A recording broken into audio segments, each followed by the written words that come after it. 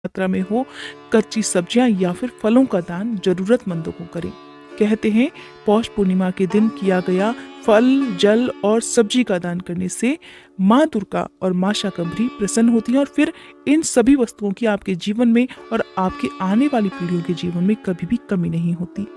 देवी पुराण में वर्णित कथा के अनुसार हिरण्याक्ष के वंश में एक महादैत्य रूरू था। रूरू का एक पुत्र था जिसका नाम था दुर्गमासुर। दुर्गमासुर ने ब्रह्मा जी की तपस्या करके चारों वेदों को अपने अधीन कर लिया। वेदों के ना रहने से समस्त क्रियाएं लुप्त हो गई। ब्राह्मणों ने अपने अपने धर्म का त्याग कर दिया।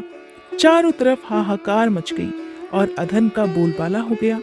ब्राह्मणों के धर्म विहीन होने से यज्ञ आदि अनुष्ठान भी बंद हो गए और देवताओं को उनके यज्ञ का भाग भी मिलना बंद हो गया, जिस कारण देवताओं की शक्ति भी क्षीण होने लगी, जिसके कारण एक भयंकर अकाल पड़ गया। किसी भी प्राणी को जल नहीं मिल रहा था। जल के अभाव में वनस्पति भी सूख गई, जिसके कारण भूख और प्यास से समस्त जीव जंतु मरने लगे। दुर्गमासुर की देवों से भयंकर लड़ाई हुई, जिसमें देवताओं की हार हो गई।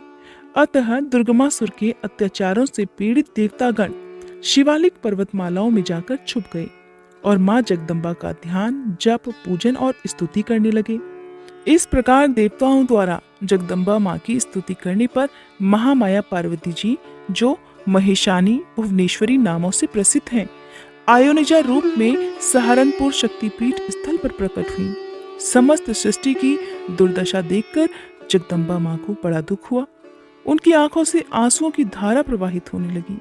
उनके आंसुओं की धारा से देखते ही देखते सभी नदियां और तालाब पानी से भर गई। देवताओं ने उस समय माँ की शताक्षी देवी नाम से आराधना की। शताक्षी देवी ने एक दिव्य सौम्य स्वरूप धारण किया। चतुर्भुजी माँ कमलासन पर विराजमान थी। अपने हाथों में कमल, बाण, शाक, फल और एक तेजस्वी धनुष धारण किए हुई थी। भगवती परमेश्वरी ने अपने शरीर से अनेकों शाक प्रकट किए, जिन्हें खाकर संसार के जीव जंतुओं की क्षुधा यानी कि भूख शांत हो गई। इस प्रकार जब माँ ने पहाड़ पर दृष्टि डाली, तब सर्वप्रथम सराल नामक कंदमूल की उत्पत्ति हुई और इसी दिव्य रूप में माँ शाकंभरी देवी के नाम से पूजा की गई। इन सब के पश्चात वह दुर्गमासुर को रिझाने के लिए अत्यंत सुंदर रूप धारण करके शिवालिक पहाड़ी पर आसन लगाकर बैठ गई। जब असुरों ने पहाड़ी पर बैठी जगदम्बा माँ को देखा तो उन्हें पकड़ने के विचार से वे आगे बढ़े। स्वयं दुर्गमासुर भी आया। तब देवी ने पृथ्वी और स्वर्ग के बाहर एक घेरा बना डाला और स्वयं उसके बाहर खड़ी हो गई। और तब दुर्गमासुर और जगदम्बा देवी के बीच भयंकर युद्ध हुआ और अंत में दुर्गमासुर मारा गया।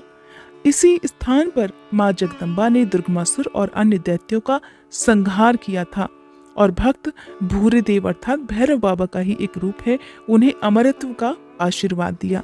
ऐसी मान्यता है कि माँ की असीम अनुकंपा से आज भी सबसे पहले भक्त लोग भूरे देव के दर्शन करने जाते हैं। उसके बाद पथरीले रास्ते से गुजरते हुए माँ शाकंभरी जी के देवी दर्शन करने जाते हैं।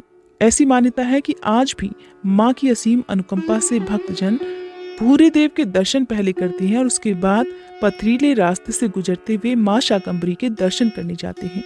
जिस जगह पर माता ने दुर्गमासुर नाम के राक्षस का वध किया था, वहां अब वीर खेत का मैदान है, जहां पर माता सुंदर रूप बनाकर पहाड़ी की शिखा पर बैठ गई थी। वहां पर माँ शाकंभरी देवी का भवन स्थापित है। जिस स्थान पर माँ ने भूरा देव को अमर हो जाने का वरदान दिया था, वहां पर बाबा भूरा देव का मंदिर स्थापित है। प्राकृतिक सौंदर्य और हरी भरी घाटी से परिपूर्ण ये क्षेत्र भक्तों का मन मोह लेता है। देवी पुराण के अनुसार शताक्षी, शाकंभरी और दुर्गा एक ही देवी के नाम हैं। पौष पूर्णिमा के दिन भक्तजनों को चाहिए कि अपनी सभी आराध्य देवी देवता के साथ माँ शाकंभरी का ध्यान करके उनकी भी पूजा करनी चाहिए। सबसे पहले ब्रह्म मुहूर्त में उठकर स्नान करना चाहिए और फिर माँ शाकंभरी का ध्यान करना चाहिए। इसके बाद पूरे विधि विधान से धूप दीपक जलाकर देवी की पूजा करनी चाहिए। यदि आपके घर में माँ दुर्गा की प्रतिमा या फिर तस्वीर है तो आप उनकी भी पूजा कर सकते हैं और माँ शाकंभरी का ध्यान कर सकते हैं।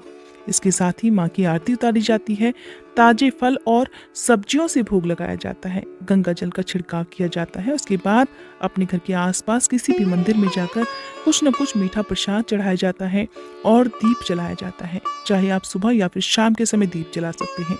आप अपनी सामर्थ्य के अनुसार कच्ची हरी सब्जियां हो या कोई भी सब्जी हो, आप उसका दान जरूरतमंदों को आज के दिन अवश्य करें। इसके साथ ही माँ शाकंभरी की कथा भी अवश्य सुने।